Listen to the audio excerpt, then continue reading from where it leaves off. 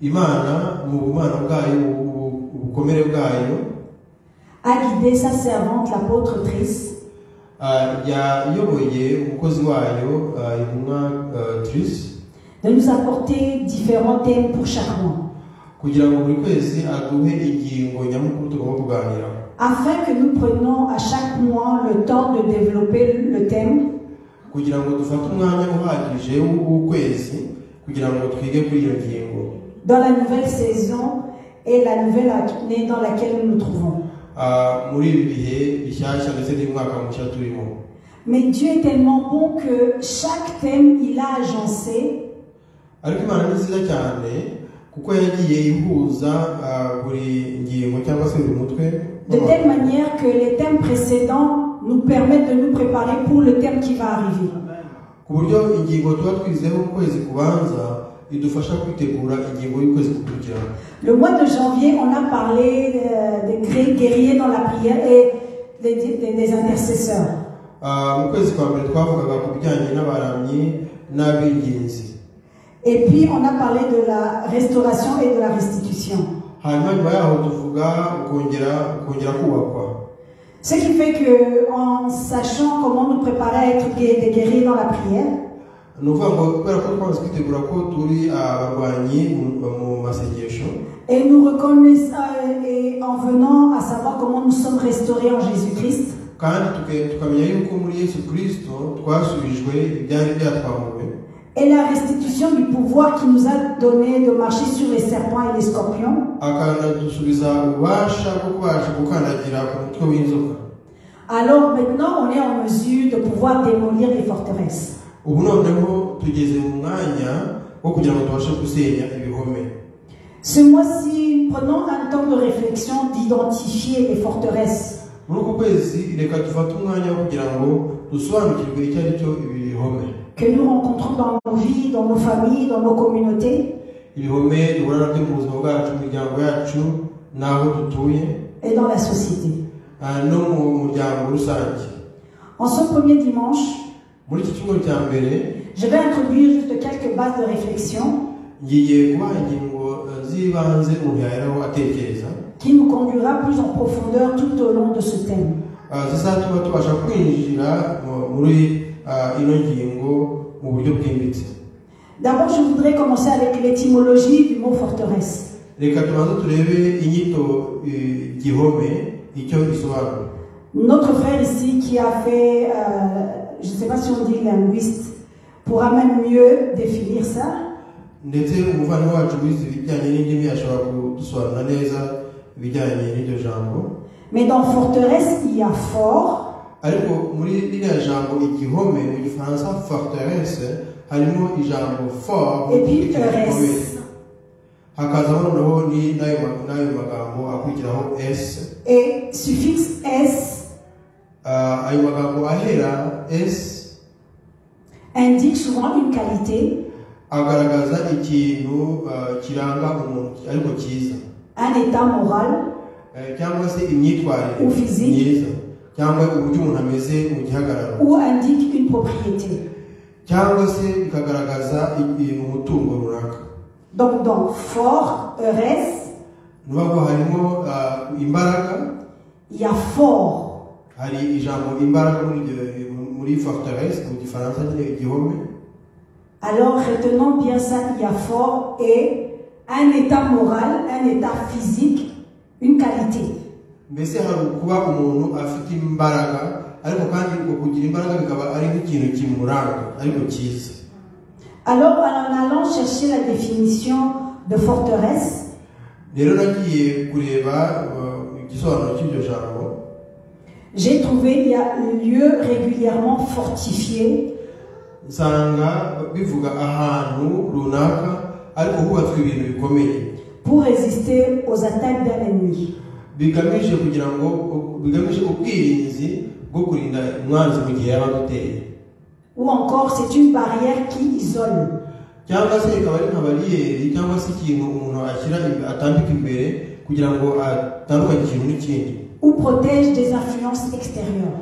kugira ngo ibituruka hanze bitagira icyo bitwara ikirimo imbere. Et il y en a d'autres qui parlent de murailles. hari n'abavuga yuko ari urukuta rurerure, un rempart. urukuta rurerure. Et il y a même l'image de la forteresse comme une prison. Ariko kandi iryo jambo forteresse cyangwa se igihome rinavuga gereza cyangwa se aho abantu inzu y'imbohe. Dans les forteresses que nous allons parler aujourd'hui, twebwe turafata iryo jambo igihome, c'est pas des forteresses physiques que l'on peut voir. atari igihome twabonesha amaso. Parce que cela, on a même dans l'Antiquité, dans le temps médiéval, on peut retrouver des constructions que l'on appelle des forteresses. Kubera ko mu gihe cya kera hari amazu cyangwa se ahantu hagiye hubakwa ibintu bikomeye cyane, inyubako zikomeye zakwitwa ko ari ibihome. Mais le sujet de nos forteresses ne sont pas des murailles que l'on peut trouver. Ariko twebwe ntabwo turimo kuvuga ku bijyanye n'izo nkuta cyangwa se n'izo nyubako zikomeye cyane twabonesha n'amaso. Mais ce sont des forteresses invisibles. Twe turavuga ibijyanye n'ibihome bitaboneshwa n'amaso. Mais les forteresses en question sont là. Ibyo bihome ariko biriho, ni ukuri biriho. Et en lisant dans la Bible, Iyo dusomye muri Bibiliya, on peut trouver aussi, on parle des forteresses. dusanga Bibiliya ivuga ku bijyanye n'ibihome. On peut parler des forteresses physiques que les gens avaient construites. Ikavuga ku bihome biboneshwa amaso cyangwa bifatika byari byarubatswe n'abantu. Mais on parle aussi des forteresses invisibles. Ariko kandi ikanavuga ku bihome bitaboneshwa amaso. Le premier type de forteresse Igice cya mbere cy'ibyo bihome est défini en notre Dieu, ni ibihome bivuga ku bijyanye n'Imana. qui dit que Dieu est notre forteresse, Hakavuga ngo Imana ni igihome cyacu, notre refuge, ni ubuhungiro bwacu, notre rocher. ni urutare rwacu. On peut le lire dans le psaume 91, verset 2. Ibyo tubisanga muri Zaburi ya 91 umurongo wa 2. Je dis à l'Éternel, mon refuge et ma forteresse, mon Dieu en qui je me confie. Ahanditse ngo Verset 2. Psaume 91. C'est sur l'écran aussi. Zaburi 91 umurongo wa 2 haravuga ngo ndabwira Uwiteka nti ubuhungiro bwanjye n'igihome kinkingira, Imana yanjye niringira. On voit que cette forteresse-là, Dieu est esprit. Imana ni umwuka. Et il est notre forteresse, c'est aussi dans l'esprit. Ariko kandi iyo tuvuga ngo Imana ni igihome cyacu, nabyo tubibona mu buryo bw'umwuka. On peut lire aussi dans 2 Samuel 22, verset 2. Nanone Vous allez voir les passages qui sont projetés. muri Samuel wa 2 umurongo wa 22 umurongo wa 2. Il dit, l'Éternel est mon rocher, ma forteresse, mon libérateur. Haranditse ngo Uwiteka ni igitare cyanjye, ni igihome cyanjye, ni umukiza wanjye ubwanjye. Les passages que l'on vient de citer Aya magambo tumaze kubona yanditse muri Bibiliya nous montrent que Dieu est une barrière qui nous protège aratwereka yuko Imana ari urukuta ruturengera, des influences extérieures. ruturinda ibyaturuka hanze bikatugiraho ingaruka. Et cette forteresse-là n'est pas la forteresse dont notre thème est de démolir. Non. Kandi iki gihome tumaze kubona ntabwo ari cyo tugomba gusenya nk'uko tubivuga muri iyi inyigisho yacu. Mais cette forteresse-là, c'est pour nous, pour y aller, pour être à l'abri. Ahubwo iki ni igihome cyacu cyatugeneye tugomba kuhungiraho kugira ngo turindwe. Parce que dans le psaume 91, on dit que il nous cache sous ses ailes. Kubera ko muri Zaburi 91 haravuga ngo Imana iduhisha mu mababa yayo. Ça, c'est la forteresse Icyo ni igihome dont nous avons besoin d'aller. ni igihome dukeneye kujyamo. Mais il y a encore une autre forteresse. Ariko hari ikindi gihome, Deuxième type. ubwoko bwa kabiri bw'igihome. Cette forteresse-là, qui est définie comme un lieu fortifié pour défendre un territoire, ni ukuvuga ahantu umuntu yanagera ariko hubatswe kugira ngo hari n'umutekano w'ahantu runaka. Ou même on peut y aller pour dire que cette forteresse là est une prison. Cyangwa se umuntu akavuga ko ari n'igihome cyaba ari na gereza cyangwa se inzu y'imbohe. Et c'est cette forteresse là dont on va parler tout ce mois. Uku kwezi kose tuzaba tuvuga ku gihome cy'abene ubwoko. Je vous invite à lire avec moi dans 2 Corinthiens 10 versets 4 à 5. Reka dusome ibyanditswe mu Bakorinto wa kabiri umutwe wa 10 umurongo wa 4 n'uwa 5. Car les armes avec lesquelles nous combattons ne sont pas charnelles, mais elles sont puissantes par la vertu de Dieu pour renverser les forteresses. Nous renversons les raisonnements et toute hauteur qui s'élève contre la connaissance de Dieu et nous emmenons toute pensée captive à l'obéissance à Christ. Amen. Haranditse ngo kuko intwaro z'intambara yacu atari iz'abantu ahubwo imbere y'Imana zigira imbaraga zo gusenya ibihome no kubikubita hasi. Dukubita hasi impaka n'ikintu cyose cyishyiriye hejuru kurwanya kumenya Imana, dufata mbere ibitekerezwa mu mitima byose ngo tubigomorere Kristo. Donc on peut voir qu'ici on parle de renverser les forteresses. Ahangaha rero baravuga ku bijyanye no gukubita hasi ibihome. Si la Bible nous parle de quelque chose, ça veut dire qu'elle existe. Niba Bibiliya ivuga ko ikintu runaka kiriho nuvuga ko nyine kiriho. Et nous voyons que Paul est en train de parler des forteresses qui s'élèvent contre la connaissance de Dieu. Kandi ahangaha Paulo aravuga ku bihome byishyira hejuru yo kurwanya kumenya Imana. Et j'ai vu que la signification en grec, mu Kigiriki on dit ukuroma. Ijambo rikoreshwa ni ukuroma.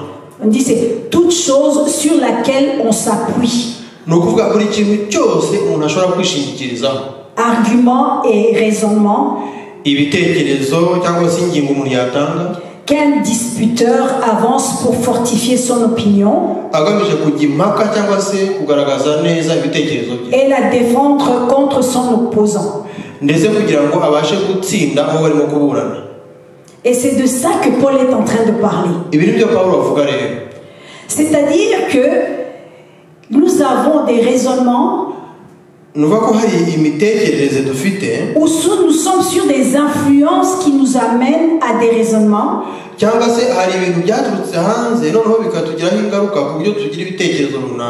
qui s'élèvent contre la connaissance de Dieu.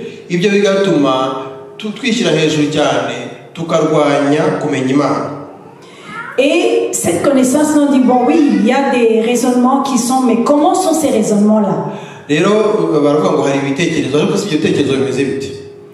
La Bible nous parle de renverser des forteresses. Alors j'ai identifié 3 catégories. Il y en a beaucoup.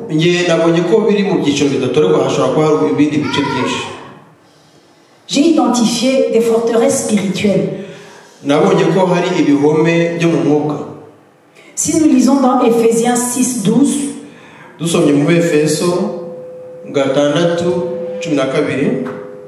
car nous n'avons pas à lutter contre la chair et le sang, mais contre les dominations, contre les autorités, contre les esprits de ce monde de ténèbres, contre les esprits méchants dans les lieux célestes.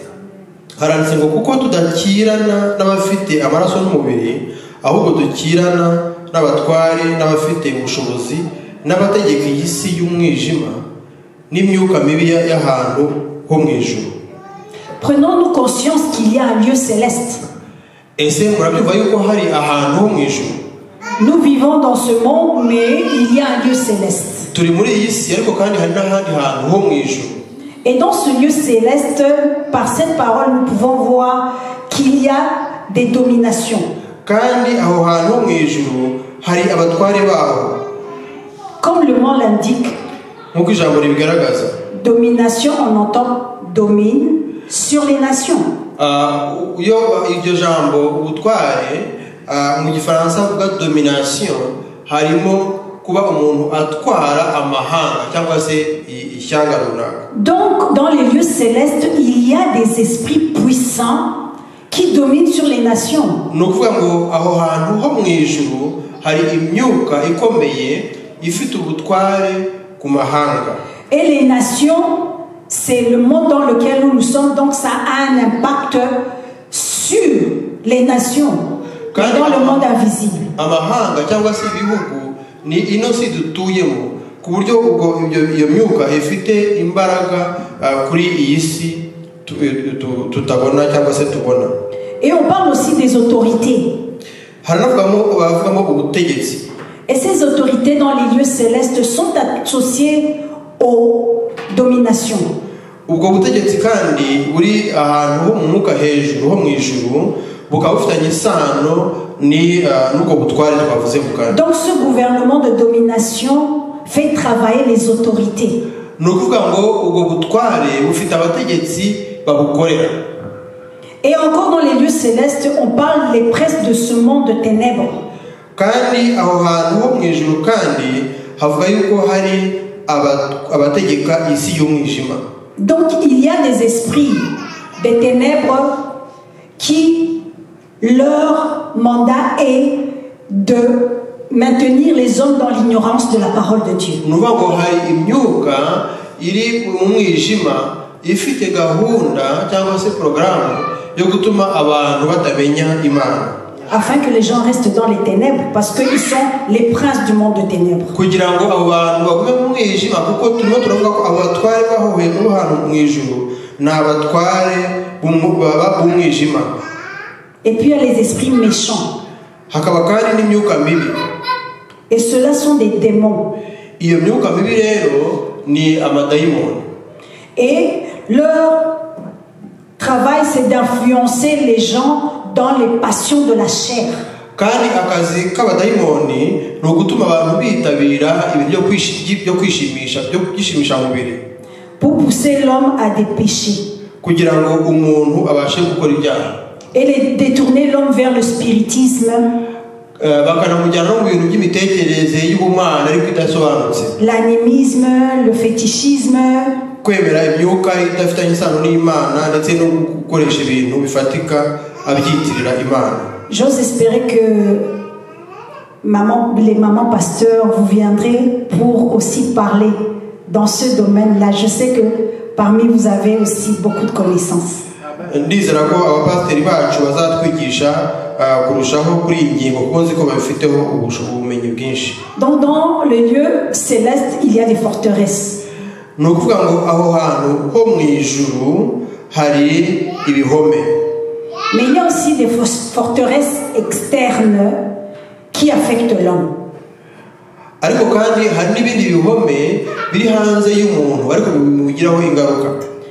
Quand je parle de forteresses externes, c'est-à-dire que nous sommes dans un système de gouvernement dans ce monde. Iyo mvuga ibihome biri hanze y'umuntu, ni ukubera ko turi hano mu isi ahari za guverinoma cyangwa se za leta zo muri iyi si, qui prennent des décisions zifata ibyemezo ou établissent des programmes cyangwa se zigashyiraho za gahunda qui s'opposent à la connaissance de la parole de Dieu. zirwanya kumenya Imana. Nous pouvons voir ça par les enseignements des philosophies. Ibyo tubisanga mu nyigisho za filozofiya. Il y a des coutumes, Hakaba noneho n'imico il y a des traditions, n'imigenzo, il y a des interdits hakaba ibibujijwe qui s'érigent comme des forteresses dans nos vies, dans nos communautés. ibyo byose bikaza bimeze nk'aho ari ibihome biri mu buzima bwacu mu miryango yacu, Et ne nous permettent pas de connaître la parole de Dieu. kandi bigatuma tutamenya ijambo ry'Imana. Si nous prenons l'exemple de ce qui a été dit dans la Bible, dans Jean 4, 7 à 9, reka dufate urugero rw'ibivugwa muri Yohana umutwe wa 4 umurongo wa 7 kugera ku wa 9. il s'agit de l'histoire de la femme samaritaine. Ni inkuru y'awa mugore w'umusamariyakazi. On voit que dans l'histoire, je ne vais pas lire le verset, Jésus est à un puits et il y a la femme samaritaine qui vient. Ntabwo turi kubisomera ariko murabizi yuko aho ngaho Yesu yageze ahantu hari iriba, hanyuma hakaza umusamariyakazi akahamusanga. Et Jésus lui dit, donne-moi à boire. Noneho Yesu aramubwira ati mpa amazi yo kunywa. Et quelle est la réponse de la Samaritaine? Hanyuma umusamariyakazi yamushubije ngo iki? Comment toi, un juif, tu me demandes à boire une Samaritaine? Aramubwira ngo wowe umuyahudi ushobora gute gusaba amazi yo kunywa? Ça veut dire que dans leur culture, les juifs et les samaritains ne pouvaient pas vivre ensemble ou servir les uns et les autres. Ni ukuvuga ngo mu mibanire yabo mu muco wabo abayahudi n'abasamariya ntabwo babashaga kugira ibyo basangira cyangwa se bahurireho. Ça, c'est une forteresse qui a été mise entre les deux nations. Icyo ni igihome cyari cyarubatswe hagati y'ibyo bihugu byombi. Aujourd'hui, regardons dans nos nations. Reka turebe uyu munsi uko bimeze mu bihugu byacu. Vous allez entendre que non, telle tribu, non, non, non, non, non, non, nous ne pouvons pas nous marier là-bas. Mais c'est une forteresse. Dieu, quand il a créé tout le monde, il a créé, il n'avait pas dit que de telle tribu et telle tribu ne peuvent pas se marier.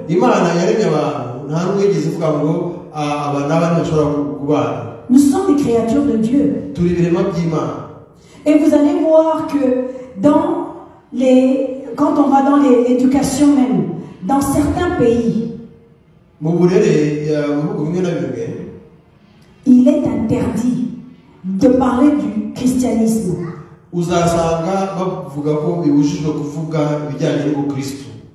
On va voir que dans ces pays-là, les gens sont persécutés à cause de la parole de Dieu. Tout cela est venu d'où? Du raisonnement de quelqu'un dans la tête. Et ce raisonnement maintenant est devenu une décision contre la parole de Dieu. Et ces raisonnements, ces décisions affectent l'homme.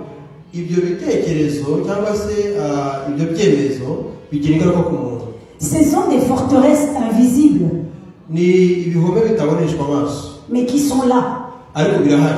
On doit prendre conscience de cela. Et il y a maintenant les forteresses internes qui affectent l'homme.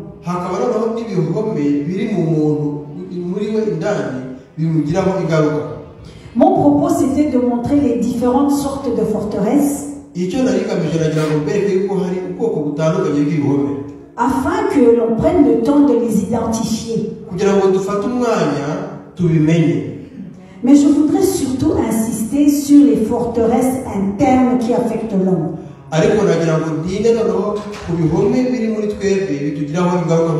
Ça, ce sont des forteresses en nous. Je ne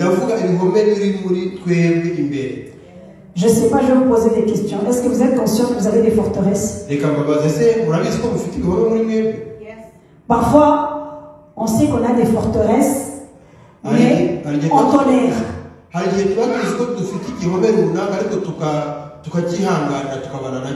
Il y en a d'autres forteresses, on se dit, mais écoute, moi j'ai ça. Et où le problème? Ça fait longtemps, je vis avec. Et alors?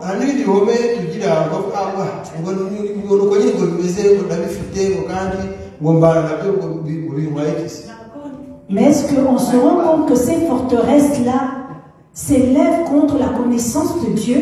Est-ce que nous pensons que ces forteresses-là que nous avons, on peut être chrétien, alléluia, mais nous résistons à la parole de Dieu?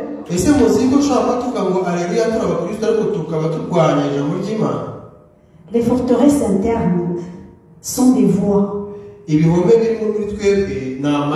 Chacun de nous, on a des voix en nous. Mais lorsqu'on pense, c'est une voix qui nous parle à l'interne, n'est-ce pas? Alors, dans ces voix-là, il y a des voix qui veulent satisfaire la chair. Prenons l'exemple de l'orgueil.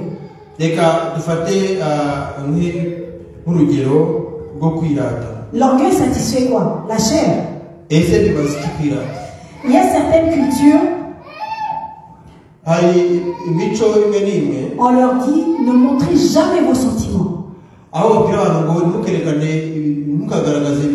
Devant quelqu'un d'autre, ne montrez jamais vos sentiments ou votre souffrance. Alors on vit avec des gens, les gens nous blessent. On vit avec des gens où on ne leur exprime pas ce qu'on devrait exprimer parce que Dieu est amour, par exemple. Il dit aimez-vous les uns les autres.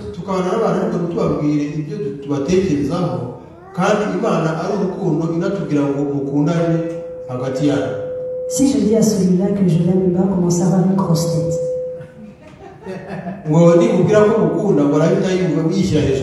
Mais c'est l'orgueil. Et on vit avec, on dit non, là en tout cas, quelqu'un m'a blessé, il ne verra jamais que ce qu'il a fait m'a fait du mal. Mais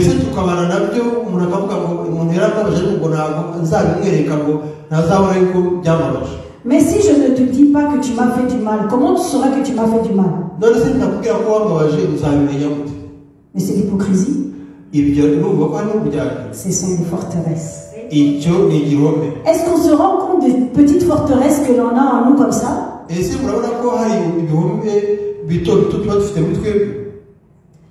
Je me sens pas bien.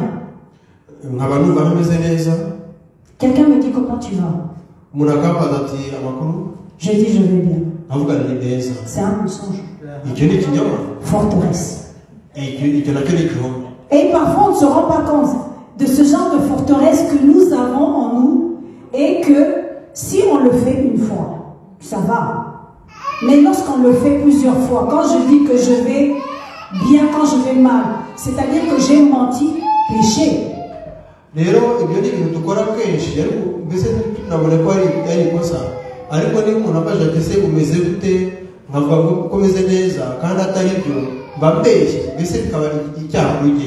Alors si on ne se rend pas compte, on vit avec tout cela pendant longtemps, ce sont des forteresses que nous avons en nous.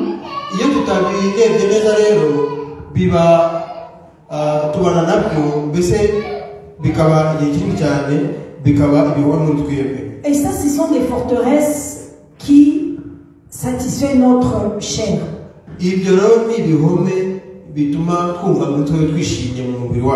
On peut le lire donc à Actes 5, 19 à 21.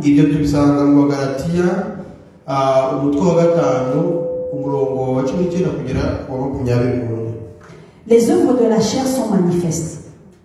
Ce sont l'impudicité, l'impureté, la dissolution, l'idolâtrie, la magie, l'inimitié, les querelles, les jalousies, les animosités, les disputes, les divisions, les sectes, l'envie, l'ivrognerie, les excès de table et les choses semblables.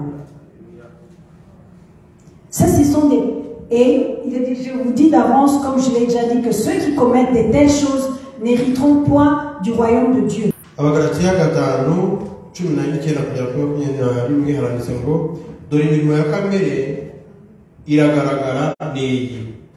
gusambana no gukora ibiteye isoni n'iby'isoni nke no gusenga ibishushanyo no kuroga no kwangana no gutongana n'ishyari n'umujinya n'amahane no kwitandukanya no kwirema ibice no kugomanwa no gusinda n'ibiganiro bibi n'ibindi bisa bityo.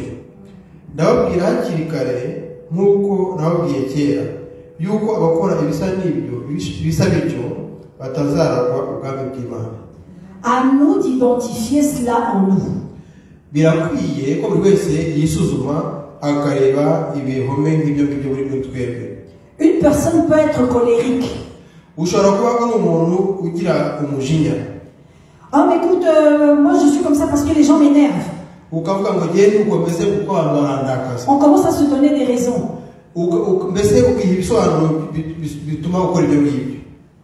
Mais la parole de Dieu ne reste pas sur ta colère, ne dort pas sur ta colère.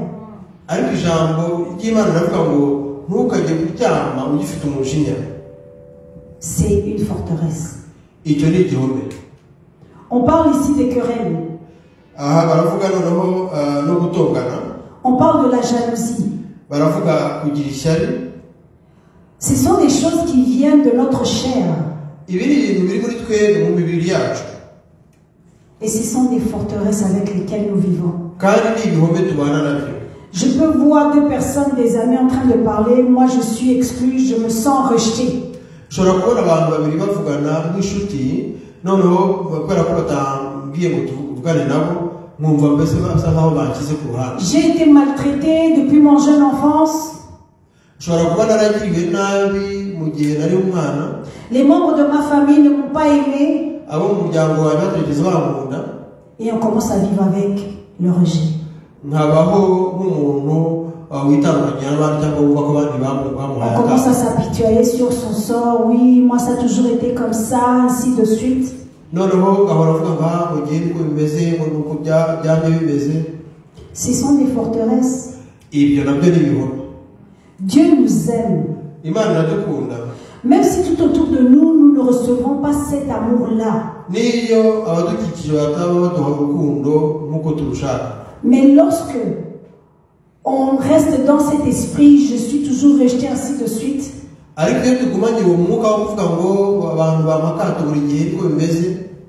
C'est un obstacle dans notre vie parce que nous n'acceptons pas que Dieu nous aime.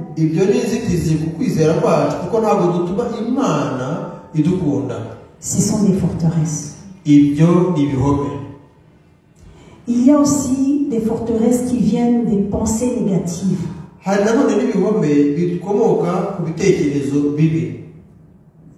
Lorsque on a de l'amertume, on a de la rancœur, ça vient de quelque part, mais le fait que ça soit en nous, ça commence à devenir des forteresses.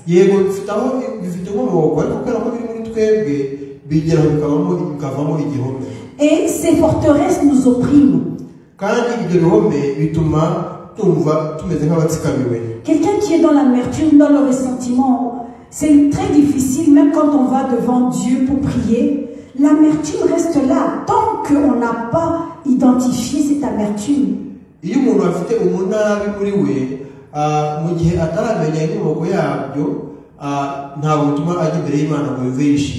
Parce que dans la parole de Dieu dit, même si tes frères et sœurs te rejettent, mais moi je ne te rejette pas.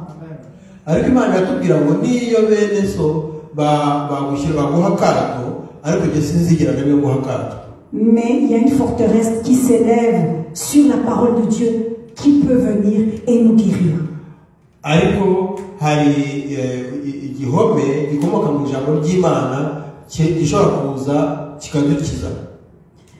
Aujourd'hui, les médias, ainsi de suite aussi, font que nous commençons à avoir des sensations, surtout les jeunes, de l'insécurité.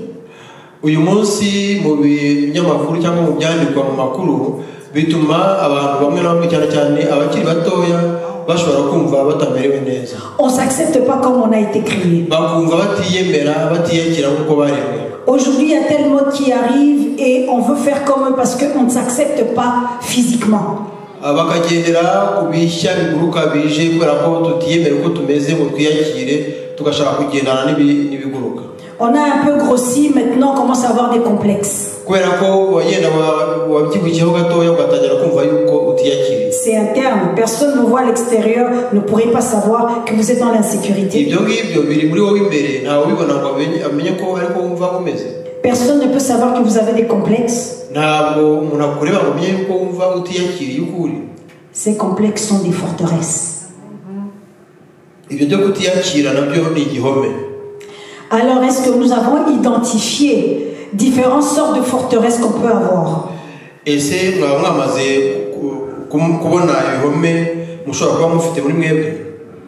Alors, parfois, on ne se rend même pas compte qu'on a ces forteresses parce que ça a toujours été notre mode de vie.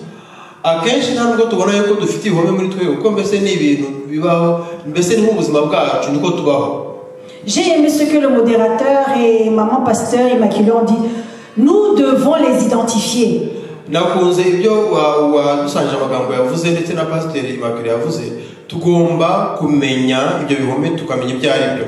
devons les reconnaître en nous. kwisuzuma tukabimenya ibyo ari byo.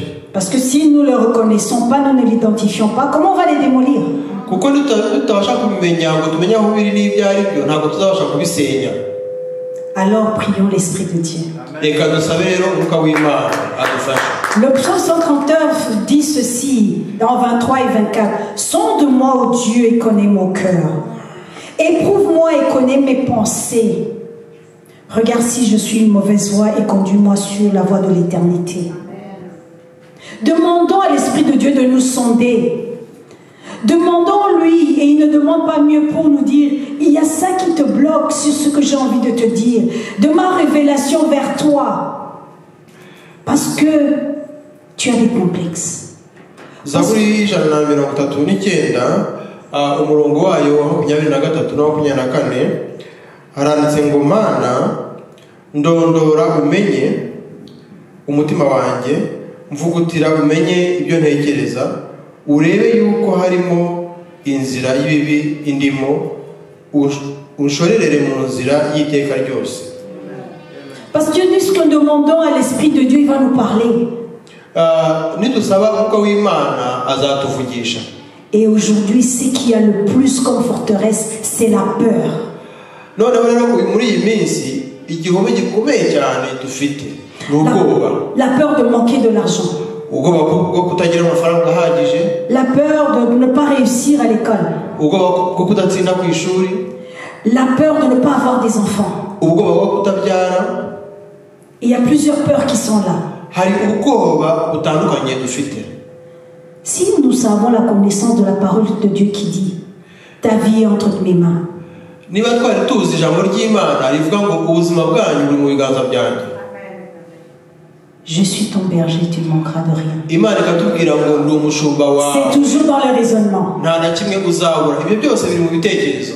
Et les arguments, comme dans la définition de grec, ils disent on a des arguments pour dire mais non, je vois bien que je n'ai pas suffisamment d'argent pour arriver jusqu'à la fin du mois. Et maintenant, qu'est-ce que je vais faire? Et on commence dans notre tête, raisonnement, raisonnement, raisonnement. Nkuko twabibonye muri rya jambo igihome mu kigereki bavugamo ko ari ibitekerezo twiha, ukavuga ngo nta mafaranga afite, ngo ntabwo nzageza mu mpera z'ukwezi, ngo ubuse nzabigenza gute. Mbese urumva ko mbese wiha ibitekerezo bituma utabasha kugira icyo ugeraho, bikaba inzitizi kuri wowe. Je ne dis pas qu'il ne faut pas reconnaître l'état dans lequel on se trouve. Ntabwo mbabwiye ngo twe kumenya uko tumeze aho tugeze. Mais est-ce que tu t'appuies sur la parole de Dieu? Ariko se urishingikiriza ku ijambo ry'Imana? La parole de Dieu dit, tu ne sais même pas comment dit, un cheveu de ta tête va tomber, tu ne sais pas. Alors comment est-ce qu'il y a de ces gens déjà la crainte aujourd'hui? Ils commencent déjà à penser ce qui va arriver à la fin du mois et même au mois de juillet. Ijambo ry'Imana rivuga ko nta n'umusatsi n'umwe wava ku mutwe wacu itabyemeye, ariko ntabwo tumugirira icyizere kandi ashobora kumenya bizaba ukwezi gutaha no kugeza mu kwezi kwa karindwi nk'urugero. Sans qu'on se rende compte qu'on est en train d'avoir une forteresse. Ariko niba dutekereza gutyo turimo turubaka igihome. Je veux juste dire que dans ces forteresses-là, il y en a d'autres, ça vient de notre propre raisonnement. Muri ibyo bihome rero hari ibikomoka ku bitekerezo byacu. Mais il y en a d'autres, quand ça commence, on se donne des raisons et ainsi de suite. On est en train d'entrer dans la prison de la peur. Ariko kandi iyo turimo kwiha ibitekerezo, twiha ibisobanuro n'ingingo, turinjiza muri gereza y'ubwoba. Mais est-ce qu'on sait que quand maintenant nous-mêmes dans cette crainte-là, on reste dans cette prison-là, on est dans une forteresse. Noneho twahanwa n'ubwoba tukaguma mu bwoba bwacu, tukaba twinjiye mu gihome twishyizemo ubwacu. Et dans la forteresse, noneho muri icyo gihome, il y a un homme fort hakaba hari umuntu qui détient vos pensées. Umuntu ukomeye wafashe ibitekerezo byanyu ingwate. Et cette peur-là va avoir des dérivés de la peur qui continue parce qu'il veut nous maintenir dans cette peur-là. Noneho ubwo bwoba bukabyara ubundi bwoba buhoraho kuko uwo muntu abashaka kutugumisha muri ubwo bwoba. Et dire que notre Dieu dit ne crains rien, je suis avec toi. Ariko Imana irakubwira ngo witinya ndi kumwe nawe. Et la peur même peut aller, il emmène aussi de la peur, le découragement. ariko noneho umwanzi we akazana noneho ubwoba ariko burimo no gucika intege. Donc il va essayer d'emmener dans la prison de la peur, la prison du découragement, la prison de l'impuissance. Muri ya gereza cyangwa se muri bwa buroko bw'ubwoba akazanamo gucika intege no kumva ko ntacyo ushoboye. Donc c'est cet esprit fort qui vous gardez comme sa propriété. Uwo mwuka rero ukomeye niwe ushaka kugumisha aho ngaho ngube nk'ikiremwa cye cyangwa se umuntu we yigaruriye. Donc si maintenant nous arrivons à identifier en nous, nitubasha kwisuzuma muri twebwe, parce qu'il y a des forteresses qui commencent par des émotions. kubera ko hari ibihome bimwe na bimwe bikomoka ku marangamutima yacu. Parce que la peur c'est une émotion. kubera ko nk'urugero ubwoba ni amarangamutima.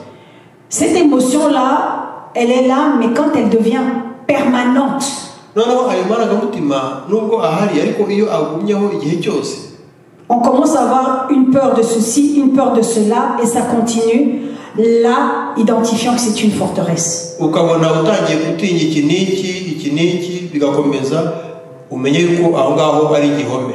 Lorsqu'on commence à avoir des sentiments d'oppression en nous, de différentes sortes de sentiments d'oppression, iyo utangiye kumva yuko hari ikintu kikuremereye cyangwa se kumva ko utsindagiwe n'ibintu runaka bitandukanye, essayons de voir si c'est pas une oppression.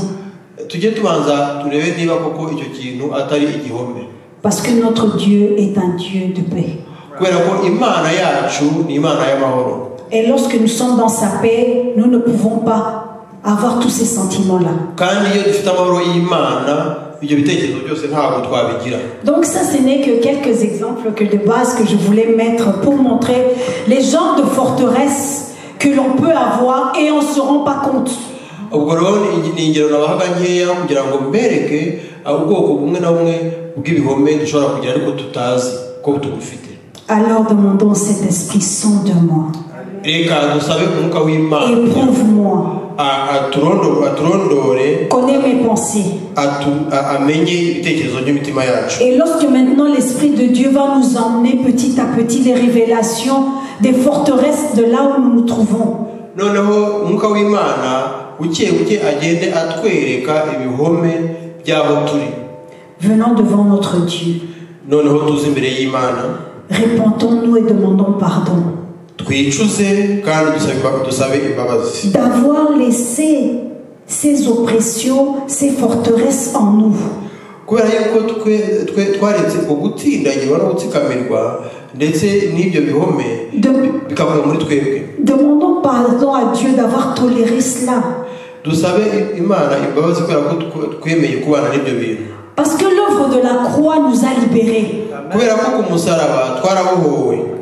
L'œuvre de la croix nous a enlevés de tout cela. ibyakorewe ku musaraba byatumye ibyo byose bivanwaho.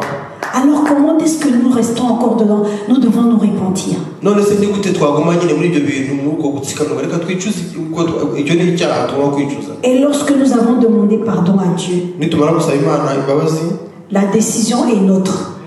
icyemezo tugomba gufata ni icyacu. À ce moment-là, il n'y a plus question de prière. aho ngaho ntabwo ari ngombwa gusenga.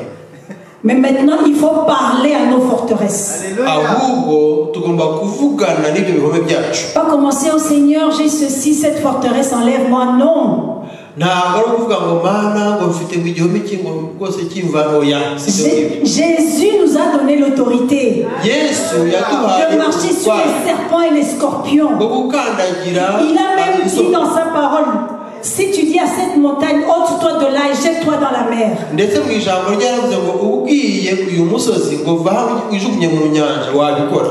Et si tu ne doutes pas dans ton cœur, ngo nudashidikanya mu mutima wawe, mais crois que cela va arriver, ariko ukemera ko cela va s'accomplir. bizaba. Les forteresses, il ne faut pas prier, il faut parler aux forteresses. ntabwo ibihome tugomba gusenga kugira ngo imana itubone. Toi, amertume qui reste en moi, à partir d'aujourd'hui, je te dis de quitter mon cœur. tukavuga ngo wowe mujinya cyangwa se Tu ne me permets pas d'avoir la paix que j'ai dans mon Seigneur. uri muri jyewe ngo vamo uyu munsi mu izina Mon rya Dieu est un Dieu de paix. imana yanjye. Alors je t'ordonne de partir. gutegetse kumvamo uyu Les munsi pensées d'inquiétude qui est en moi, je vous dis de partir. ibitekerezo byo guhangayika. Parce que mon Dieu est celui qui contrôle ma vie. kubera ko imana niyo igenza ubuzima bwanjye. Même David disait, mon âme Alors nous aussi on doit parler à notre âme.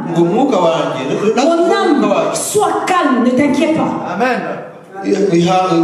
Ma vie est entre les mains de Dieu. Mon esprit ne te perturbe pas. Parce que mon Dieu est celui qui va me donner la sagesse de comprendre les choses. Il va me donner les révélations. Parce que lorsqu'on parle comme ça, tous ces bruits-là, tous ces voix-là vont partir pour laisser la voix du Saint-Esprit nous parler. Et quand l'Esprit de Dieu nous parle à ce moment-là, nous pouvons faire des grandes choses.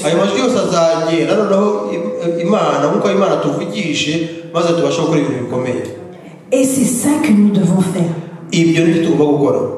Ne pas prier, mais parler aux circonstances.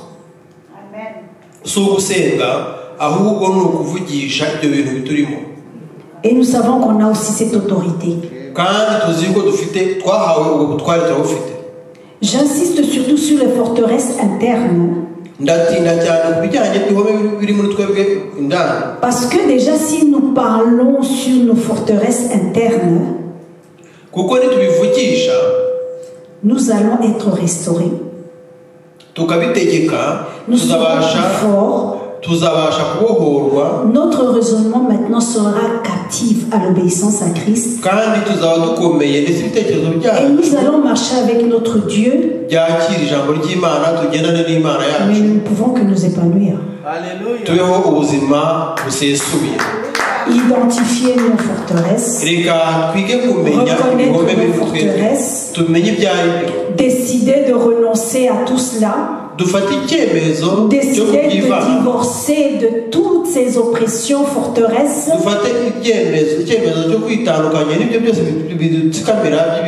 et laisser le Saint-Esprit nous guider. C'est ça le thème de ce mois. Alors j'arrive à la conclusion de ce message pour nous dire que faisons confiance à notre Dieu et laissons son esprit agir en nous. Et lorsque nous sentons que nous sommes agités à l'intérieur de nous, sachant qu'il y a encore des forteresses. Toute notre vie, il y en aura toujours qui viendront.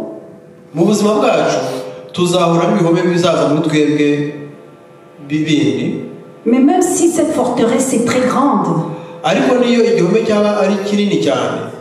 le mur de Jéricho, on a tourné tout autour et le mur est tombé.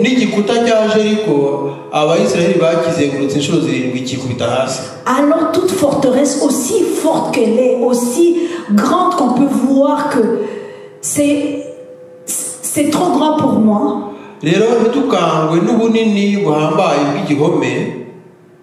rien n'est trop difficile à celui qui croit en Dieu.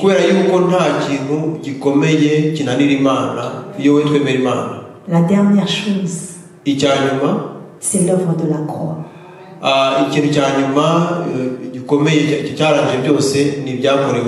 Parce que quand on parle à nos forteresses,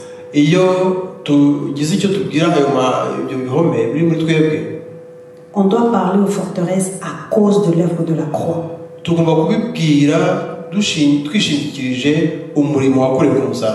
À cause du sang de Jésus qui a été versé. Et à la croix, Jésus a tout accompli et nous avons la victoire en Jésus.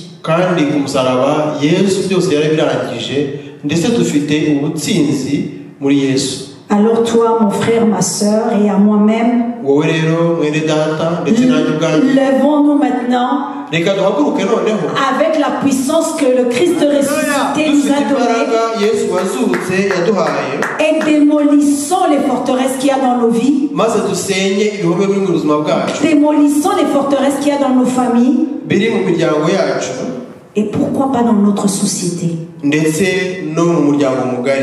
Nous avons le pouvoir à cause de l'œuvre de la croix. kubera umurimo wakoze ku à musaraba, cause du sang de Jésus. kubera amaraso ya Yesu Kristo. Que Dieu vous bénisse. Imana umugisha.